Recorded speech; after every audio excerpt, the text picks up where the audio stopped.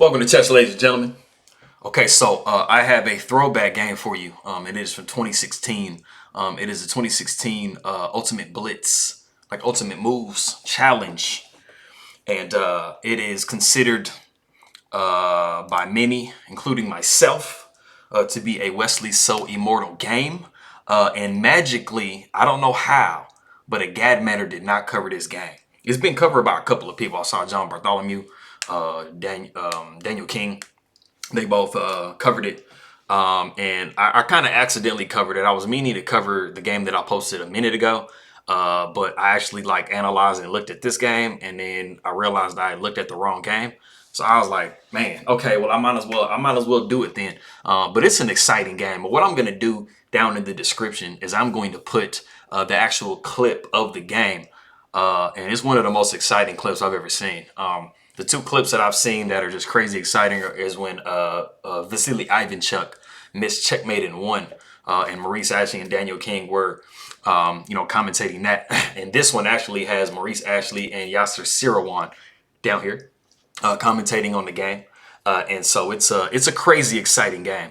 And just, I mean, if you're a chess fan, you don't even have to be a chess fan to love this game. So like I said in the description, I'm gonna be putting that down there. And as always, at the end of the video, I have the chess puzzles for you for all those diehard chess fans like me. And as always, I appreciate the subscriptions, guys. You guys have been doing really good subscribing. I appreciate it very much and watching my stuff. And if you have any comments or concerns or any feedback, positive or negative, please let me know. I did change the background. So it's a nice HD chessboard, dark theme. That way, it's easier to see everything that I have on the layout. So I appreciate everybody coming by, like I said. And if you do put a negative comment, don't think that I'm gonna hate you. I'm going to take it. Everything that I've gotten in the past from people saying different things, I've been able to improve my channel. A long time ago, people were telling me that the comments were covering the board, which isn't really my fault. YouTube, actually, decides where they want to put the commentary. But I was able to kind of make some adjustments and fix that. And so, that was something, making the board brown was something else. So there's just been different things that people have mentioned and complaints that I've gotten from, different people. That I've been able to, actually, improve my layout and improve my channel. And so I appreciate that very much, guys. And for all of you out there, that are from the Philippines, Kamusta, King Magat Kaibagan, appreciate you guys. Salamat for you guys coming by. Mabuhay to you. And for all my people that are Russian, that are coming to take a look at this game, I'll say privyet to you. And I just learned this word, so forgive me. Beluga Dayu Vas. I believe that's how you say thank you. If I've messed it up, please correct me, and I will appreciate the correction. But if you guys are ready, let's go ahead and take a look and see what we have for this game. All right, so we have knight to f3. We have g6. We got e4, bishop to g7. We have knight to d4.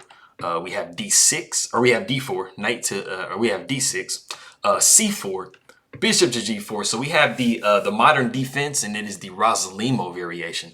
So as you guys can see, Garry Kasparov is playing black, and he's a very big King's Indian defense player. So this has a lot of similarities to the King's Indian, because as you guys know, when you have this setup and you have the knight come in here, you do have a King's Indian type situation. We do have a slight variance, a slight difference in this one. Than the King's Indian attack, especially because, we have the bishop that came to g4 immediately. So we do have bishop to e2.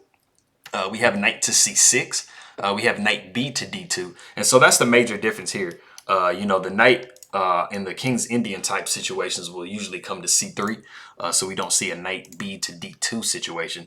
So that's a slight difference, but, it's still kind of right up the alley usually of what Garry Kasparov is going to be playing.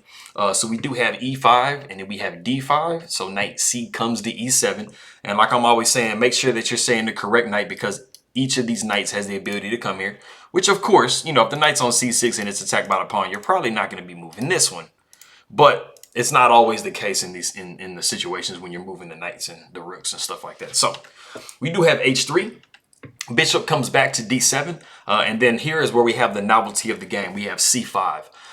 Now it kind of seems like it gives a pawn away, but what it does give white is the ability to plot their knight in this beautiful, you know, square on c4. Now, it's kind of thematic though, because like I was saying in my previous video, some of my previous videos you guys heard me say, is that you see that white's pawns are heading in this direction, right?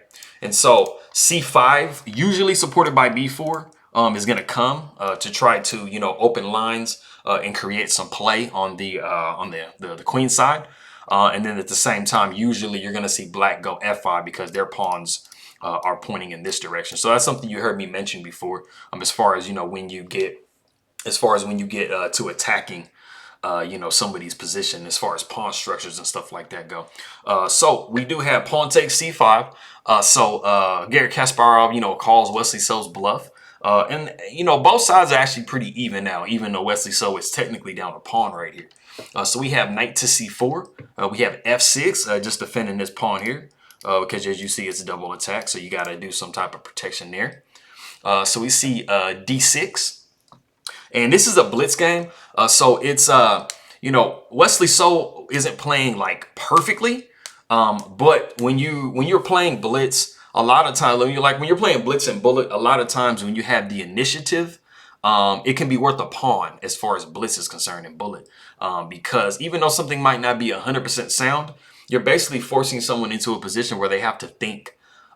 You know, they have to take time to think in the position. And as a lot of you guys know that have played tournaments or have played chess online, you know, you can even be in a far superior position, but because you have time pressure and you're having to think, you're not able to calculate the position and evaluate the position correctly.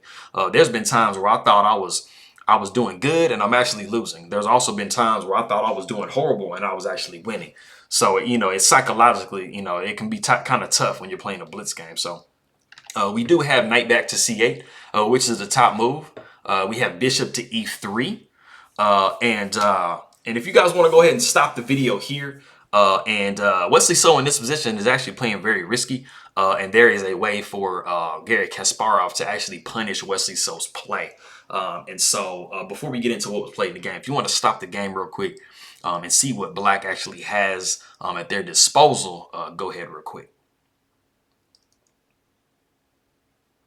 Bam. Okay, so I'm going to show you what was played in the game, and it was b6. Now, unfortunately, b6 is just a little passive because you have a nice shot to dislodge the knight from its nice little home there, and that is b5.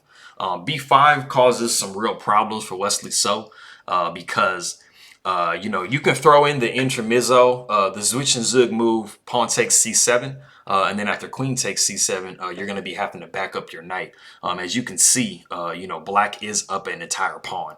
After a6 and castles, knight comes to d6. You see that black doesn't have any of the problems that they're going to be having coming up in this game. Because as you see in the thumbnail, this is a Wesley So Immortal game. So it is very rare, if not impossible, to see Garry Kasparov be dismantled in the way that he was dismantled in this game. And if you watch that video clip, you'll see kind of, you know, how shocked everybody was that, you know, he lost the game in this fashion. A point that I'm going to point out, Garry Kasparov at this time was retired from competitive chess. So he actually was invited and came out to play this. And so this isn't the typical Garry Kasparov that you'll see. And as you guys have been following chess for some years, you see that Garry Kasparov did get back to his general form in 2017, 2018, even up until now. And he just got done drawing a game not too long ago to Magnus Carlsen. So this is when he was fresh out of retirement. So we're not seeing the Garry Kasparov that we're accustomed to seeing. And with all due respect, you know, Garry Kasparov is, you know, arguably one of the greatest chess players of all time. So my words right now are not criticizing at all. And it's just one of those things where, you know, like I said, you don't generally see ever, you know, Garry Kasparov, you know, get beat this badly in a game. So going back to what we had in the game, we did have b6, which seems like it's just kind of like, you know, taking care of this pawn structure over here. But we see castles by white. We see c6, bishop to c6. And we do see pawn takes c7, queen takes c7, and then we see b4. So as you can see, you know, Wesley So is just giving up all kinds of pawns. and he is trying his best to make sure that black cannot develop his pieces and castle. Because if he's able to do that, you can't really justify giving up all of these pawns, and you're just going to lose. So we do have pawn takes b4. Like I said, I mean, Garry Kasparov is calling, you know, Wesley So's bluff, and he's not thinking that he's, you know, about that life. So we do see rook to c1, knight g comes to e7. You know, Garry Kasparov is trying to see if he can castle. So we do see queen to b3, and up to this point, even though it looks kind of suspect for white, this is a crushing position for white already, and it is an entire piece advantage for white. And so we see h6, and h6 is highly criticized because it doesn't necessarily do anything for black's position. Nothing was trying to come into g5 ever anyway, so you really needed another move. And usually, probably you could have seen like a queen to d7, and then maybe queen to e6, just trying to like defend this, you know, diagonal. So we do have rook f to d1, and we have b5. So we have a nice little sacrifice in the game here. What was strongest by the computer was knight to a5, just giving it away and allowing the queen to just penetrate into the position. But we do see knight c takes e5. Pawn takes e5, and we see bishop takes b5, and so you see that it's this position is falling apart very quickly, and we do see that the pawns are actually equal in this position. Now Wesley So is down an entire piece, but he will very soon get that piece back. So we see rook to b8, but then we see bishop to a4. Now if we just back up in the position here, at this point, you know, some people might have been looking like, you know, can't we just take, you know, the bishop takes on e4? But unfortunately, you run into a very similar situation as we saw, you know, where we were just at. Pawn would take c5, pawn would take c5, and then you would see knight c taking e5. And that's why I actually waited to get to that point so I could come back to this specific point in the game. Because after pawn takes e5, you would see knight to g5. Bishop would come back to c6, and then you would see queen to b3. And then after bishop to f6, you would see f4.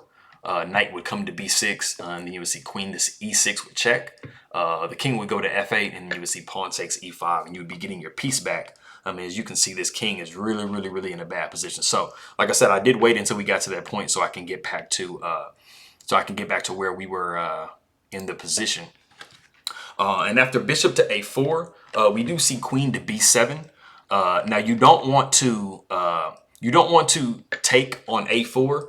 Thinking that you're getting a tempo on the queen, because you will have queen taking a4 with check, and then after the knight comes to c6, possibly you would just snap it off. There really isn't any alternatives, because as you guys see, the queen is attacked here, and so you can't even defend because you're just going to be taken here with the rook. So that is why that is not the greatest. So like I said, we did have queen to b7, but then we have the really beautiful, just completely overwhelmingly winning rook takes c6. And then after, after knight takes c6, we do see queen to e6. The knight comes to e7, and then we do have bishop to c5. And as you can see, the position is just crumbling horribly for black. There really isn't anything to play. So we see rook to c8 trying to defend, but then we see bishop takes e7. And then after bishop takes e7, as you guys will see in the video if you watch it, Garry Kasparov did shake hands, and he shook hands because this is one of the best possible scenarios, and this is the best possible move in the position is queen takes e7, but unfortunately that hangs the rook, and then after the rook is taken, you would move king down to f7, and then you would have bishop to b3 with check. The king would come to f6, and then you'd be taking the knight with c6, and then the queen would have to cover. There is no other move, and then you would see queen takes e6, and that's checkmate. So, I mean, I don't even know if Garry Kasparov actually saw all of this when bishop took here, but you just can feel that the position is just like really bad. So that is that, and that is considered one of Wesley So's Immortal games, and this is the puzzle here that I had for you. It's a discovered attack advanced. Like I said, I did try to go bishop takes h6, and that failed to queen takes h5. So the move actually was bishop to f6. So running through the moves here, we would see queen takes h5, Rook takes G7, and as I showed you guys in a previous puzzle, we would basically just be covering the entire second rank after the king just continued to move back and forth.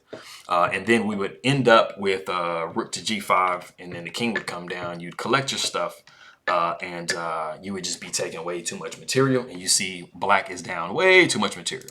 So getting to this next puzzle, this is a pin, and it is considered easy, but I'm going to tell you guys right now that this is not easy at all. I got a couple of the moves, not in the correct order, but I have no idea how they can consider this to be easy, but that's what it says in the book.